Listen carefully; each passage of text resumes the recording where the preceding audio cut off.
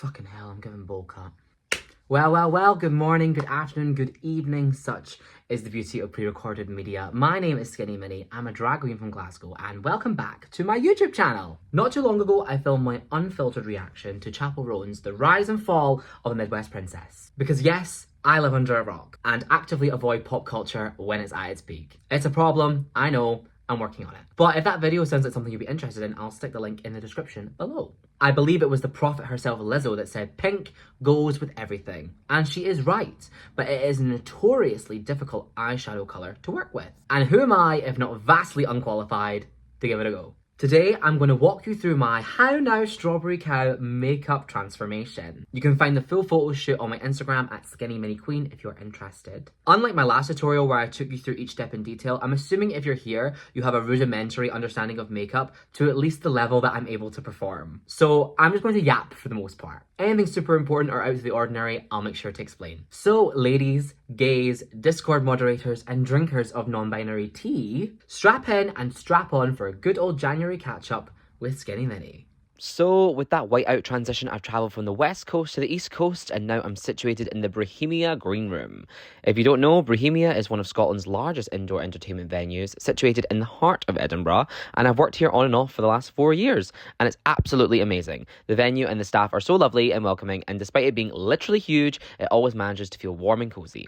My friend Rue is the entertainment manager here, so I've been mucking around at the venue this month, helping them out with organising costumes, dry cleaner runs, and other bits and bobs. It's actually super creatively inspiring being around so many sparkly costumes and interesting props for themes gone by over the years, but rhinestone leotards are actually deceptively heavy in bulk, so we've definitely put in our hours of manual labour over January. I'll be performing here sporadically on Fridays and Saturdays over the next coming months, so check out my Instagram for a more detailed schedule if you want to see me in the flesh. At the time of recording this voiceover, we have a masquerade ball theme happening this weekend, and I'm literally so excited about it. Anyway, January is often considered the most depressing month of the year, which is fair enough because it's so dingy and the sun's out for like 3 hours total. But I like to think of it as a fresh page and a new beginning, which honestly you could frame every day as if you wanted to change your mindset. I make resolutions every year, and I do try to stick to them, although this last year was a bit of a bust in that respect, but this year it's been so far so good. I've got a bunch of the typical resolutions like maintain my boundaries and stop holding myself to an impossible standard and stop ordering takeout every day, wash my tights more often, blah blah blah.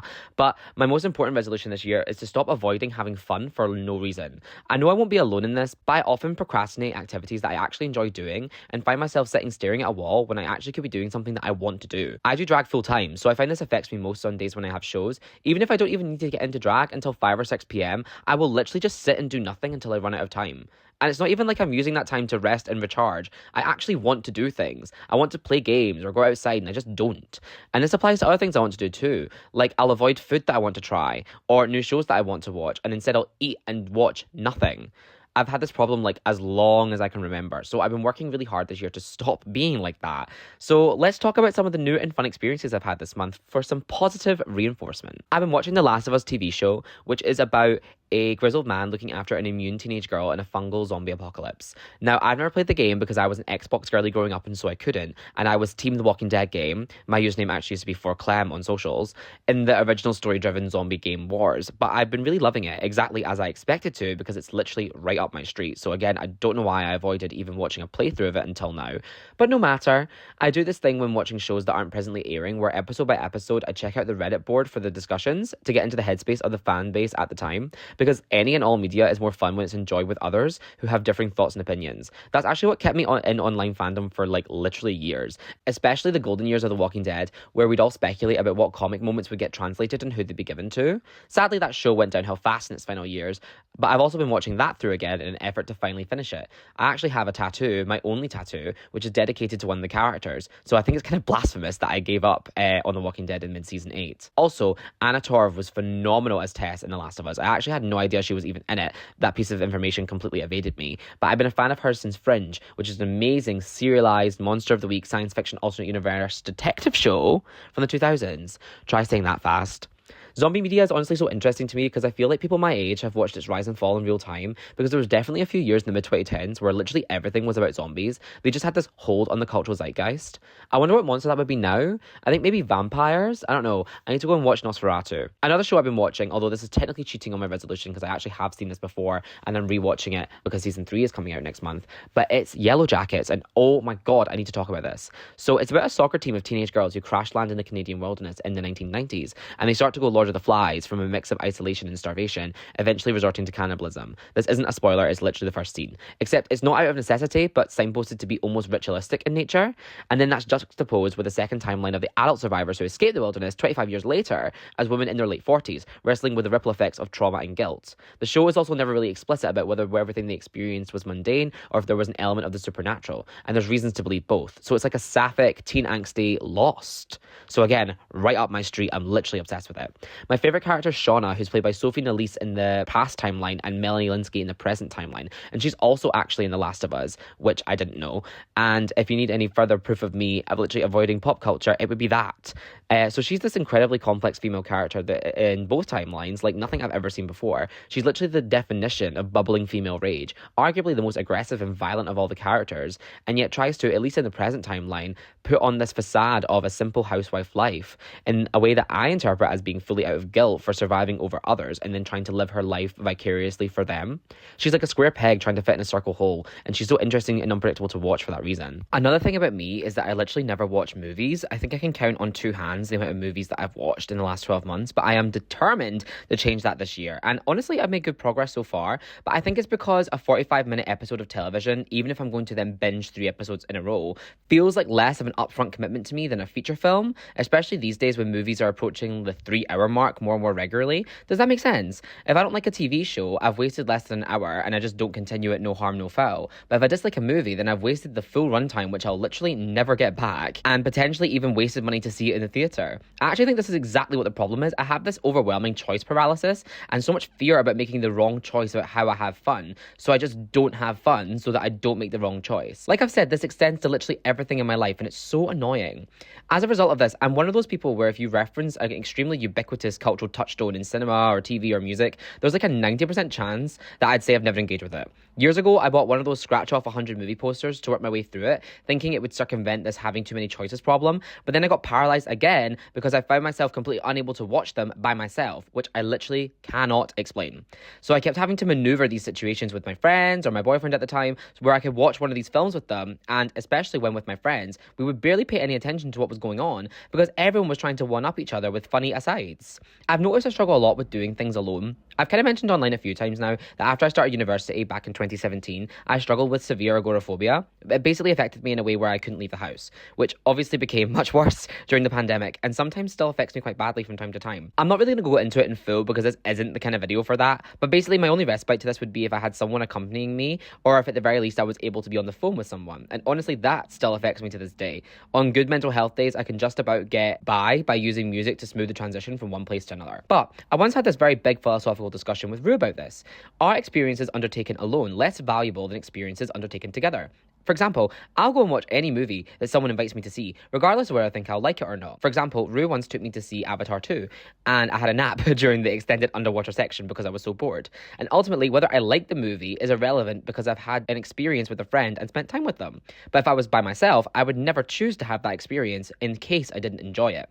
So ergo, I waste so much time and energy trying to find the right thing to enjoy and end up doing nothing. So I hope you can see why it's my resolution to just kick this doom spiral as much as I can. Anyway, like I said, I have gotten slightly better with this, and I've actually watched 3 movies in total this month. Granted, they were all with other people and one was a rewatch, but progress is progress. I've been getting into, drumroll, Wallace and Gromit. So far, I've watched both of the feature-length films, The Curse of the Were-Rabbit and Vengeance Most Foul, and also the fan favourite short, The Wrong Trousers. I feel like Wallace and Gromit is one of those franchises that everyone in the UK just absorbs via osmosis when growing up, even if you've never actually sat down and watched it, like Paddington Bear or Peppa Pig. So far, my thoughts when watching are that stop-motion clay animation may be one of the most impressive human inventions. I literally cannot fathom the amount of skill and discipline that must go into creating a Wallace and Gromit short, let alone a full-fledged movie. I think in general, animation is really underrated.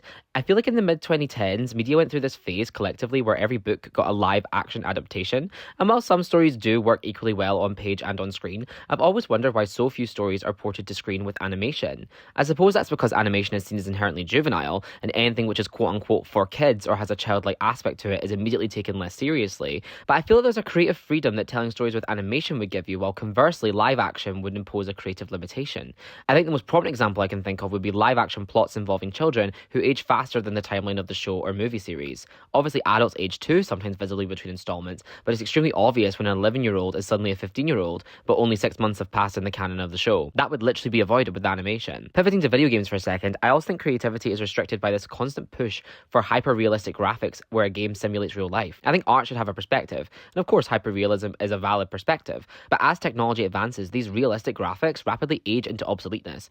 Or worse, there becomes a ceiling of how realistic we can get, and every advancement becomes incremental. I played the new Dragon Age game over Christmas, and trust me, I could talk about that series for hours and probably will, but I feel the graphical leap between Inquisition and Veilguard feels smaller to me than between Dragon Age 2 and Inquisition, even though that's 10 years of advancement versus 3 years. I'm sure under the hood it's a totally different story, but I feel these days games boasting their graphics isn't really impressive to me because we achieved a passable level of realism about a decade ago. Another example would be the entirely unnecessary Until Dawn remaster, where some people actually think the original looks better and see the remaster as a cash grab. I do think the games that age the best are the ones which shoot for a unique art style, even if there are shades of realism to that. The Sims 4 looks as good now as it did upon release, and same with Fortnite, and these games are extremely recognizable in style, whereas I couldn't pick out Call of Duty's games graphics from each other if I tried. I'm a huge gamer girl, and I have been since I was about 6 years old. The first game I can ever remember playing was on the PS1. It was Scooby-Doo and the Cyber Chase, and that game was an absolute motherfucker. It was not fun. But I've always told everyone that video games are my favorite storytelling medium because of its unique blend of narrative and agency.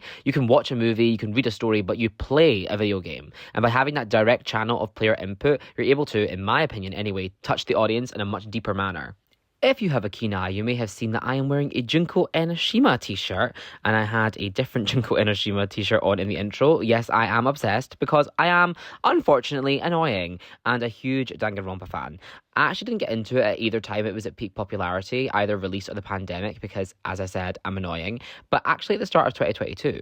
To be honest, the reason I ignored it at release was because I had a Tumblr mutual who was fictionkin with McCann from the second game, and they used to write graphic smut of themselves in McCann involving literal skull fucking with a drill. Suffice to say, I didn't think it would be for me.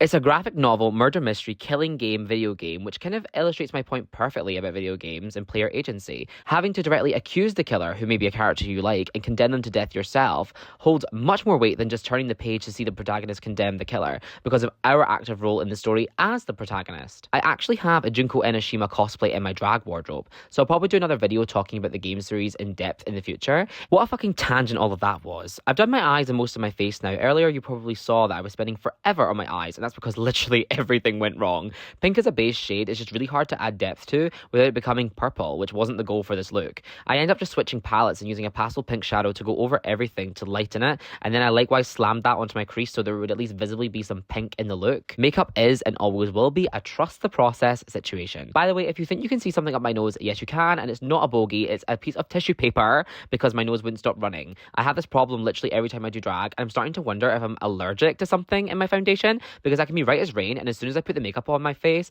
my nose starts running like a tap. Honestly, the only other thing of interest I've been up to in January is working my regular gigs. I'm at campus every Tuesday between 8 and 11 p.m. hosting what I believe is Scotland's only weekly drag bingo, although feel free to correct me on that if I'm wrong. It's actually so much fun. I went out for a staff member's birthday a few weeks ago at campus, and I just love how included and part of the family they've all made me feel since I started my residency there back in September. And bingo is such a drag staple that it barely feels like work at all. Blah blah blah, 59, penis swine, 41, come in my bum, all that jazz. I've also been hosting boozy brushes parties around Scotland. It's an amazing sip and paint events company with drag queen hosts. I was their first drag host back in 2023, and frankly, the best. That's from the boss lady directly, don't clock me. And every week is a brand new flying by the seat of my pants moment where I pretend I know what the fuck is going on while instructing a class of ladies in painting a pre-selected reference image. They always ask me if I'm an artist, and I do say I've got a bachelor for arts in philosophy. What's so fun about both of these gigs is, unlike Bohemia, for example, they're in places where drag might be a bit unexpected, and I get to add to somebody's experience of their night out or weekend rather than feeling like a ubiquitous piece of furniture. I'll Ultimately, the reason I find drag so fulfilling is the idea that I walked away from any event brightening someone's day by providing entertainment to them fills me with so much joy. Life is hard. It literally fucking sucks. Literally everything is terrible all the time and the planet is on fire. And look at me. I'm a sickening drag queen and I can't get over the mental block to step outside to go to Tesco 2/3 of the time. Drag and all entertainment, whether it's TV, movies, video games, books, functions as an escape, however brief, from the struggles we're facing in our lives. And so this year, I'm choosing to enjoy myself when I have the opportunity to do so and to have fun. Does that mean that I may have to watch a few movies that I end up hating? Sure, but I'm done with holding myself from the opportunity of fun because of the opportunity of disappointment. Anyway, that's me done now. We got there in the end. I mugged a belter. Let me just finish the transformation. And that is the completed look. I'm serving all your strawberry cow, pink chaperone fantasies with this gorgeous, super blown out purple eye. I've done a two-toned eyebrow. I'm feeling puss, swatcha. Thank you for joining me. That was a real struggle bust, that one. I think it just goes to show, as long as you trust the process and you know the general basics, you can get yourself back to a workable point from literally anywhere. So thank you for tuning in. If you've enjoyed this, please do give me a like, a comment, potentially a little subscribe if you're feeling naughty. And I will see you in the next one. Until next time, stay drunk, make bad choices. I love you so much. Goodbye. Mwah. J-O-E, but don't forget the Ella. J-O-E, but don't forget the Ella. Stan Joella Dynasty.